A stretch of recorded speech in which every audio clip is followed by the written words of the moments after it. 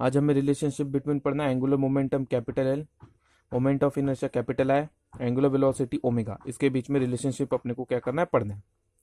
तो यहाँ पर एक बॉडी दिख रही है आपको, ये एक रिजिड बॉडी है जिसका मास कैपिटल एम है, जो रोटेट हो रही है, रोटेट एक जगह पर हो रही है, और वो भी कौन से एक्सिस पे, एट एक्सिस ओ पे, ये ओ है। इस ओ पर ये क्या बॉडी क्या हो रही है, रोटेट हो रही है अपनी जगह पर, और जिस से रोटेट हो रही है उसकी एंगुलर वेलोसिटी है ओमेगा, एंगुलर वेलोसिटी की उसकी ओमेगा है।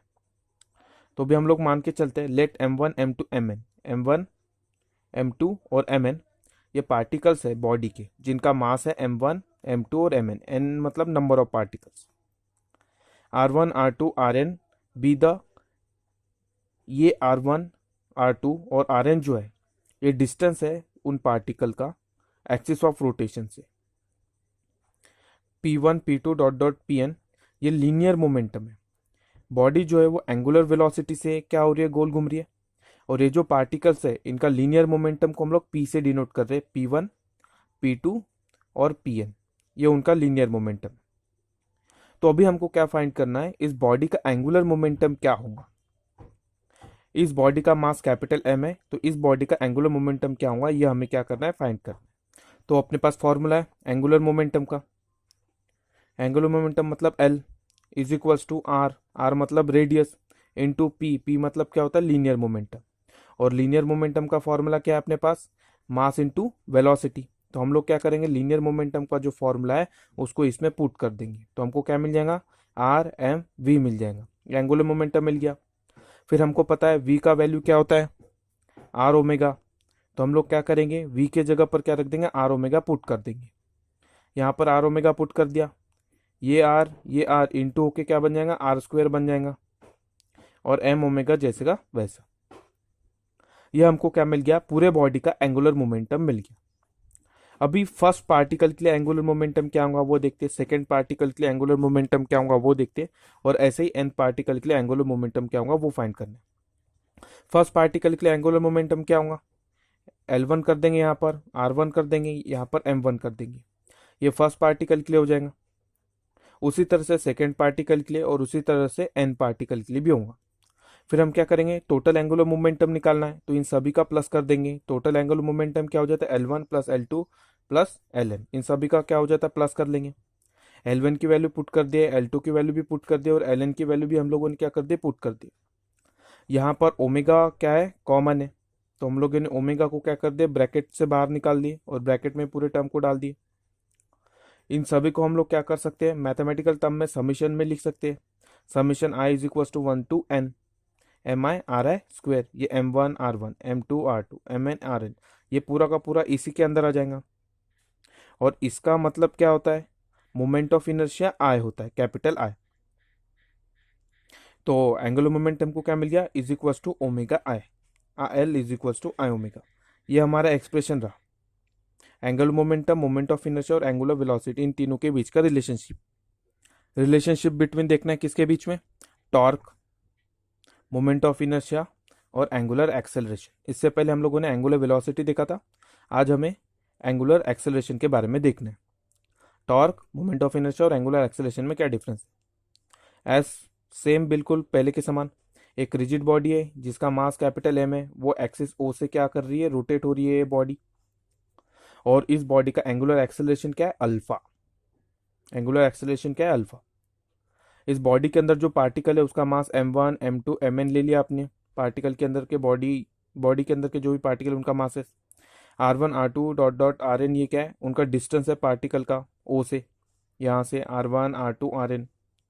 और कैपिटल F क्या है, इस बॉडी के ऊपर लगने वाला फोर्स है, इस बॉडी के ऊपर फोर्स लगने की वजह से क्या हो रहा है, टॉर्क डेवलप हो रहा है, टॉर्क का सिंबल है ये, टॉर्क डेवलप हो रहा बॉडी के ऊपर जिसका मास क्या है, m है, वो अभी हम लोग क्या करेंगे, फाइंड करेंगे। तो ये अपने पास टॉर्क का फॉर्मूला है, torque is equals to F into R, ये हमारे पास फॉर्मूला है टॉर्क का। टॉर्क को दूसरा नाम भी कहा जाता, रोटेशनल फोर्स भी कहा जाता। अब टॉर्क लगने की वजह से बॉडी गोल घूमती है। अब टॉर्क का फॉर्मूला एफ इंटू आर है, न्यूटन के सेकेंड लॉ के मुताबिक force is equals to mass into acceleration होता है, तो हम लोग फोर्स की जगह क्या लिख देंगे, मास इंटू एक्सेलरेशन यहाँ पुट कर देंगे। अब फिर हमें क्या मिल जाएगा, एम ए आर मिल जाएगा। लेकिन हमें पता है एक्सेलरेशन मतलब क्या होता है, आर अल्फा होता है। तो हम लोग क्या कर देंगे, एक्सेलरेशन की जगह आर अल्फा पुट कर देंगे। आर अल्फा वहाँ पर क्या कर दिया अपन ने, पुट कर दिया। उसके बाद क्या हो जाएगा, ये आर और ये आर क्या हो जाएगा, आर स्क्वायर हो जाएगा, एम आर स्क्वायर अल्फा हो जाएगा। अब ये हमारा को क्या मिल गया, टॉर्क मिल गया पूरे बॉडी का। अभी हम लोग एक एक पार्टिकल का निकालेंगे। टॉर्क 1 M1 R1 अल्फा, ये अल्फा पूरे बॉडी के ऊपर सेम लग रहा है, एंगुलर एक्सेलरेशन सभी के ऊपर सेम ही लग रहा है। उसी तरह से दूसरे पार्टिकल के ऊपर भी लग रहा है और nth पार्टिकल के ऊपर भी लग रहा है। अब टोटल टॉर्क हम लोग निकालेंगे कैसे, T1 plus T2 dot dot dot Tn हो जाएगा। M1 R1 square plus M2 R2 square plus dot dot dot Mn Rn square हो जाएगा अल्फा। फिर वैल्यू पुट कर देंगे इनकी, वैल्यू पुट हो गई। उसके बाद में यहाँ पर देखेंगे अल्फा अल्फा कॉमन है, तो अल्फा कॉमन निकाल दिया, ब्रैकेट में रख दिया और इन सभी को समीशन में लिख दिया। तो हमको क्या मिल गई, इसका मतलब क्या होता है, इसका मतलब होता है आई। तो हम लोगों ने आई रख दिया।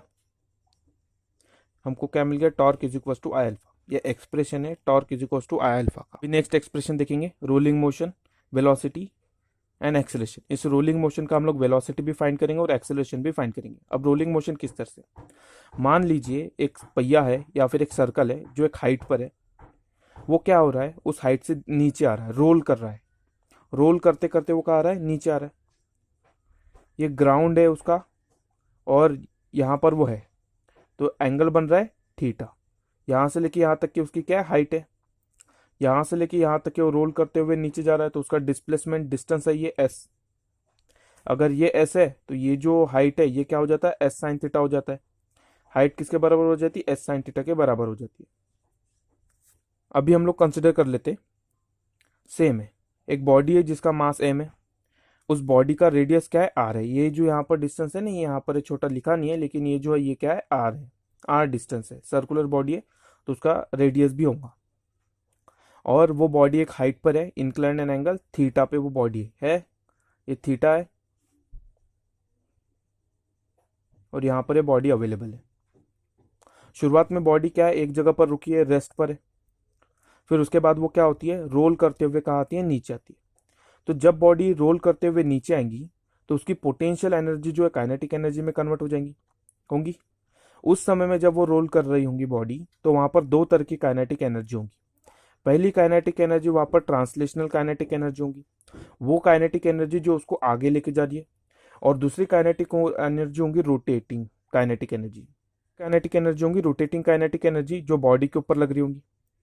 ट्रांसलेशनल काइनेटिक एनर्जी और रोटेशनल काइनेटिक एनर्जी ये रोलिंग करते हुए बॉडी के ऊपर दोनों लगती है। ट्रांसलेशनल काइनेटिक एनर्जी का फॉर्मूला क्या है अपने पास, हाफ एम वी स्क्वायर। और रोटेशनल काइनेटिक एनर्जी का फॉर्मूला क्या है अपने, हाफ आई ओमेगा स्क्वायर। ये हम लोगों ने पहले भी एक्सप्रेशन में देखा है, पहला ही एक्सप्रेशन है शायद, तो आप उस एक्सप्रेशन में देखिए या फिर पिछले वीडियोज में आपको मिल जाएगा। यहाँ से क्या करेंगे हम लोग, ये आई है, ये ओमेगा, आई की वैल्यू हम लोग पुट करेंगे और ओमेगा की वैल्यू पुट कर देंगे हम लोग।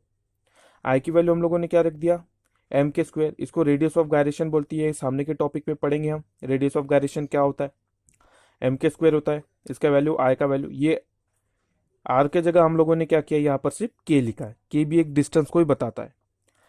मोमेंट ऑफ इनर्शिया क्या है, एम के स्क्वायर बोल सकते हैं और एम आर स्क्वायर भी बोल सकते हैं, दोनों उसका मतलब सेम ही होता है। उसके बाद ओमेगा की वैल्यू क्या निकाली अपन ने, वी स्क्वायर अपॉन आर। असल में पता है ना अपने को वैल्यू क्या, V is equals to R omega था।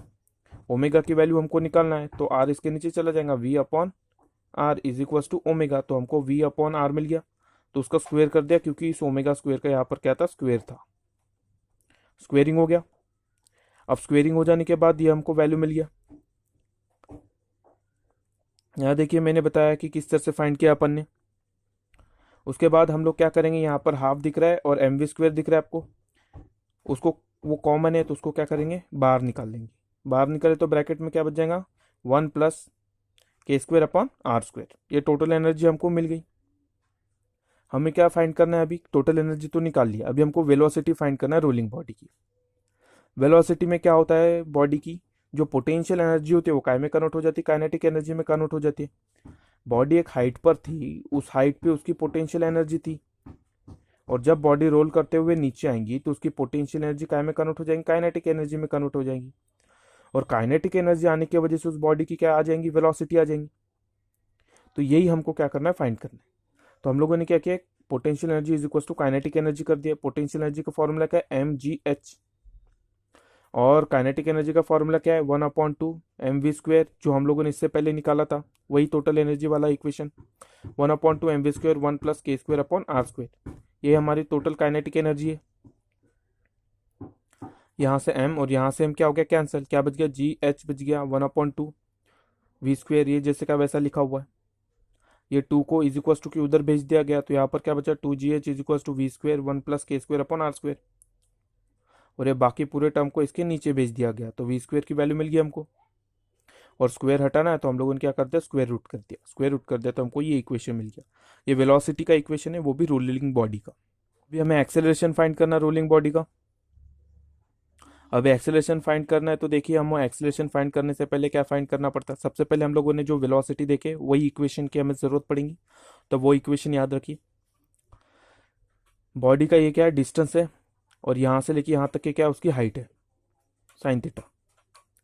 लीनियर डिस्टेंस कितना ट्रेवल कर रहा है बॉडी, यहाँ से लेके यहाँ तक के एस है, और हमें एस की वैल्यू निकालना पड़ेगा।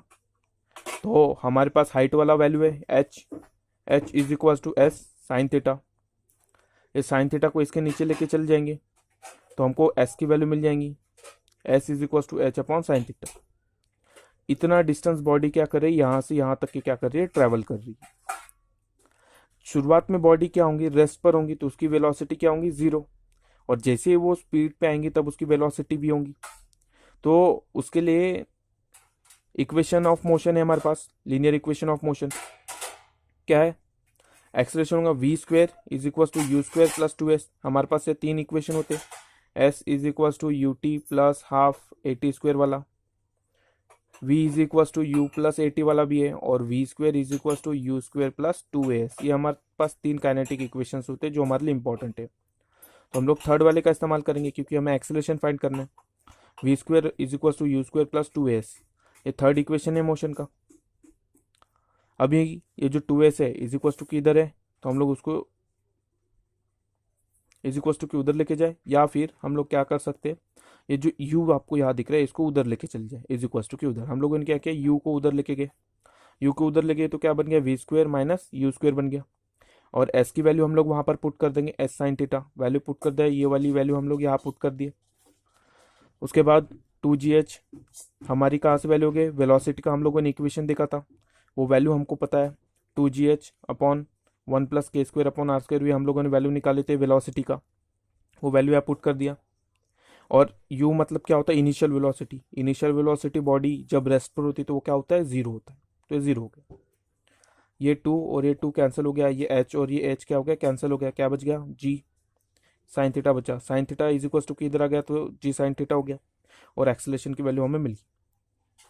अगर कोई ये रोलिंग बॉडी के लिए जो बॉडी क्या हो रही है, रोल हो रही है, अगर कोई बॉडी स्लाइड हो तो क्या करे, स्लाइड होगा तो उसके लिए एक्सेलरेशन की वैल्यू क्या रहेंगे, g साइन थीटा, सिंपल। और स्लाइडिंग बॉडी के लिए वेलोसिटी क्या रहेगा, √2gh। ये प्योर स्लाइडिंग के लिए रहेगा। अगर रोलिंग है तो रोलिंग के लिए ये रहेगा, और इससे पहले की वेलोसिटी का इक्वेशन रहेगा। अभी हम उसको ध्यान में रखते हुए कुछ एग्जांपल देख लेते हैं। जैसे कि मान के चलिए एक सॉलिड स्फीयर है। सॉलिड स्फीयर मतलब क्या होता है, एक आयरन का पूरा बॉल, आयरन बॉल होता है, उसको हम लोग सॉलिड स्फीयर मान देते हैं। आयरन का बॉल है मान लेते हैं, ये आयरन का बॉल क्या होगा, सॉलिड स्फीयर होगा, ठीक है, पूरी तरह से सॉलिड होता है। तो अगर वो क्या हो गया, रोल होना शुरू किया, तो उसके लिए उसकी काइनेटिक एनर्जी क्या रहेंगी, हमको निकालना पड़ेगा। तो उसके लिए हमारा पास क्या होना चाहिए, मोमेंट ऑफ इनर्शिया वैल्यू इतना रहता है, 2/5 mr², वो भी किसके लिए, सॉलिड स्फीयर के लिए। उससे हम लोग क्या करेंगे, किसको इक्वल करेंगे, m² के साथ क्या करेंगे, उसको इक्वल करेंगे।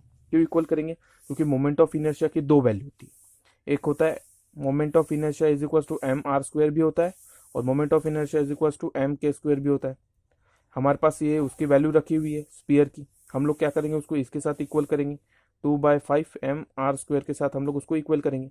तो हमको क्या मिल जाएगा, ये mm तो यहाँ से कैंसिल हो जाएगा, लेकिन हमें k² r² की वैल्यू मिल जाएगी। हमें वही वैल्यू यहाँ पर मिल गई 2/5। इसी वैल्यू को आप क्या करोगे, वेलोसिटी वाले इक्वेशन में पुट कर दोगे, तो आपको उस बॉल की वेलोसिटी मिल जाएगी। अब मान के चलो एक खाली सिलेंडर है जो आपके घर में होता है, खाली सिलेंडर, या फिर टेस्ट ट्यूब भी ले सकते हैं, कोई भी खाली सिलेंडर के समान का स्ट्रक्चर। ऐसा एक सिलेंडर है जो अंदर से पूरी तरह से खाली, वो रोल कर रहा है। तो उसके लिए के स्क्वायर अपॉन आर स्क्वायर की वैल्यू क्या रहती है, 1 रहती है। आप ये वेलोसिटी वाले इक्वेशन में रखोगे तो उसका वेलोसिटी मिल जाएगा, एक्सेलरेशन वाले इक्वेशन में रखोगे तो एक्सेलरेशन मिल जाएगा। एक डिस्क होती है और दूसरा होता है एक सॉलिड सिलेंडर। सॉलिड सिलेंडर को आप क्या बोल सकते हैं, एक रॉड भी बोल सकते हैं, जो गोल वाली रॉड होती है। ये गोल वाली जो रॉड होती है इसको आप लोग क्या बोल सकते हैं, सॉलिड सिलेंडर भी बोल सकते हैं। उस रॉड के लिए या फिर डिस्क होती है, उस डिस्क के लिए भी क्या होता है, वैल्यू यहाँ पर क्या है, के स्क्वायर अपॉन आर स्क्वायर की 1/2 इतनी वैल्यू दी हुई है। ये हम लोगों ने ऑलरेडी फाइंड किया है तो आपको टेंशन नहीं लेना चाहिए उतना। अब हम लोग हॉलो स्फीयर के लिए देखते हैं। हॉलो स्फीयर मतलब क्या होता है, आपका बॉल, प्लास्टिक बॉल पता है आपको, हॉलो स्फीयर होता है, बाहर से स्फीयर होता है और अंदर से पूरा खाली होता है। हॉलो मतलब क्या होता है, खाली। खाली स्फीयर का भी एक एग्जांपल ले सकते हैं। उसके लिए के स्क्वायर अपॉन आर स्क्वायर की वैल्यू क्या मिल गई, 2/3 मिल गई। जब बॉडी खाली स्फीयर वाली हो, अगर वो रोल कर रही हो तो उसकी जो टोटल एनर्जी रहती है, या फिर काइनेटिक एनर्जी, जो टोटल काइनेटिक एनर्जी होती है, टोटल काइनेटिक एनर्जी किन दोनों का रेशियो के, kinetic energy translational plus ratio of kinetic energy rotational, ratio of kinetic energy total. Translational kinetic energy कितनी है, 1।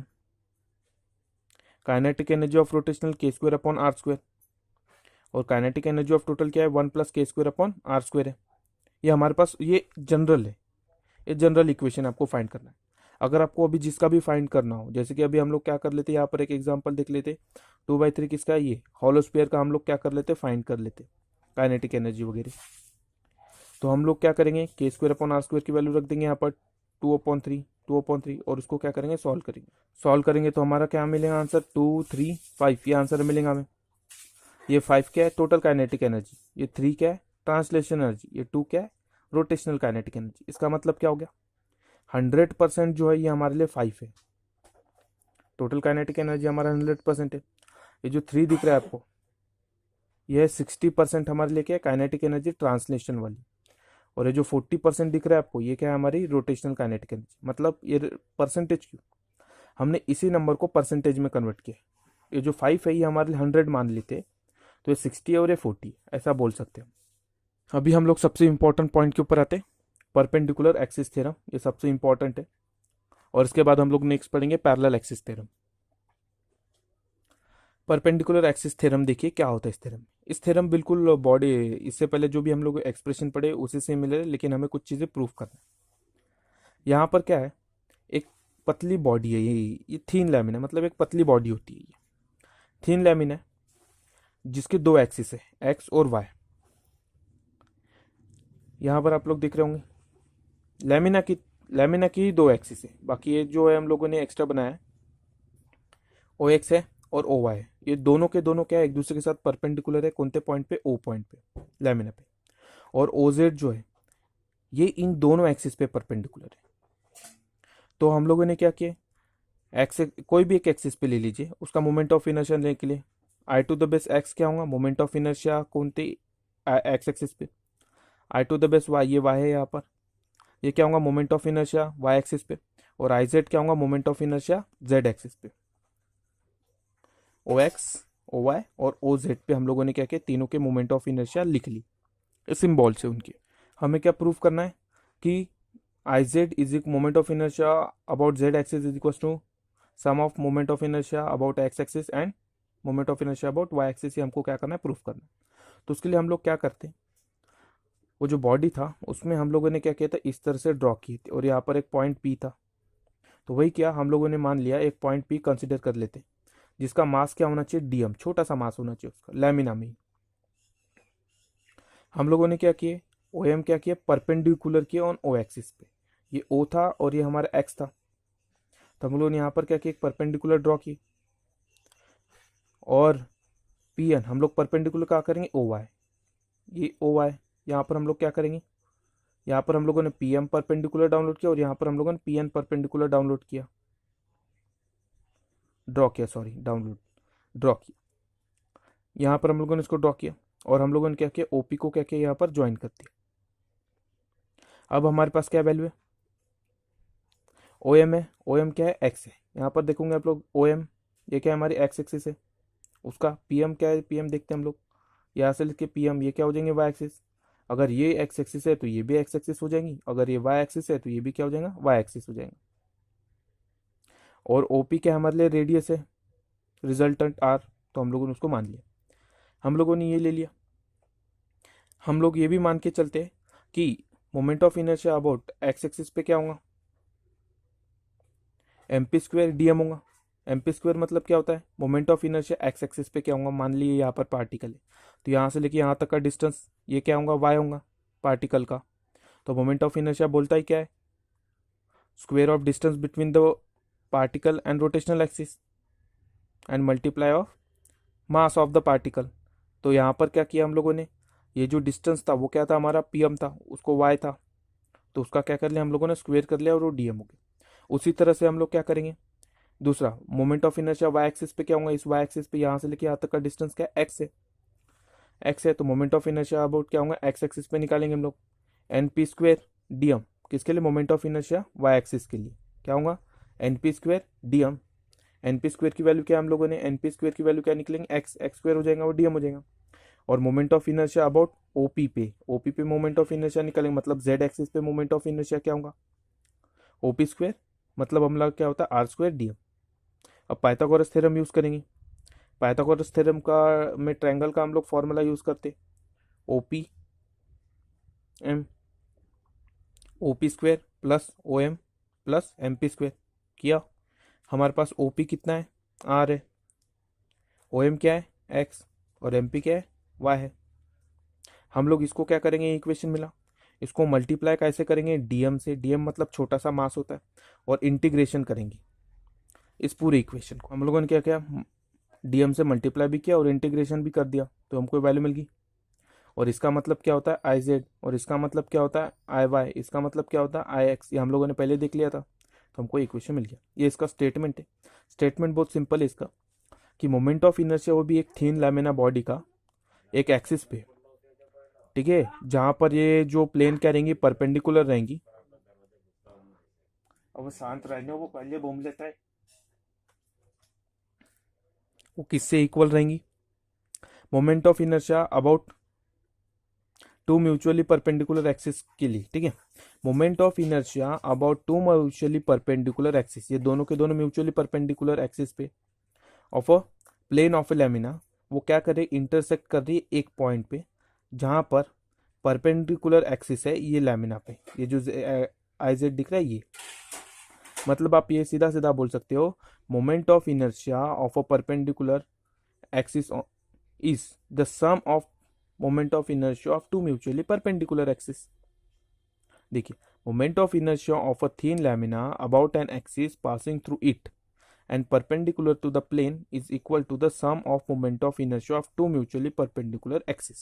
मतलब मोमेंट ऑफ इनर्शिया जो रहेगा थीन लैमिना का एक एक्सिस पे, जहां पर वो परपेंडिकुलर रहेंगी, परपेंडिकुलर भी रहेंगी किससे, इक्वल टू किससे, इन दोनों एक्सिस के सम से, और ये दोनों के दोनों क्या होंगे इंटरसेक्ट होंगे एक पॉइंट पे, और जहां पर क्या होंगी एक एक्सिस क्या रहेंगी, उनको क्या रहेंगी परपेंडिकुलर रहेंगी, वो रहेंगी आई से। ये इसका क्या कहता है स्टेटमेंट कहता है, मतलब ये एक एक्सिस है, ये एक्स एक्सिस है और ये वाई एक्सिस है, और यहाँ पर एक परपेंडिकुलर है ये जेड एक्सिस है, ये दोनों के दोनों एक्सिस इस पॉइंट पे इंटरसेक्ट हो रहे, और ये जो म्यूचुअली परपेंडिकुलर पॉइंट का इंटरसेक्शन है यहाँ पर ये क्या है परपेंडिकुलर है, कौन जेड एक्सिस। के बाद नेक्स्ट हम लोग देखते हैं parallel axis theorem. Parallel axis theorem में क्या होता है, ये बॉडी है, उसका मास m है, और वो क्या हो रही है रोटेट हो रही है, इस एक्सिस से वो क्या हो रही है रोटेट हो रही है, तो उसका मोमेंट ऑफ इनर्शिया क्या रहेगा ओ पे, आई ओ रहेगा, आई टू द बेस ओ, ये मोमेंट ऑफ इनर्शिया रहेगा उस बॉडी का अबाउट एक्सिस ओ पे। सी क्या रहे, उसका सेंटर ऑफ मास है उस बॉडी का, तो आई टू द बेस सी क्या रहेगा, उसका मोमेंट ऑफ इनर्शिया रहेगा सी पे। अब एच जो है इन दोनों के बीच का डिस्टेंस है, तो स्मॉल एच क्या है, उन दोनों के बीच का डिस्टेंस है इन दोनों पैरेलल का, मोमेंट एक्सिस ऑफ रोटेशन और सेंटर ऑफ मास का। हम लोगों को क्या प्रूफ करना है, moment of inertia about O is equals to centre of mass का moment of inertia plus M H square, ये हमको क्या करना है प्रूफ करना है। तो हम लोग क्या करते हैं, कंसिडर अ पॉइंट पी, उसका एलिमेंट्री मास डीएम, ये पॉइंट पी हम लोगों ने यहाँ पर कंसिडर कर लिया, उसका एलिमेंट्री मास क्या है, डीएम। डीएम मतलब क्या होता है, स्मॉल मास है।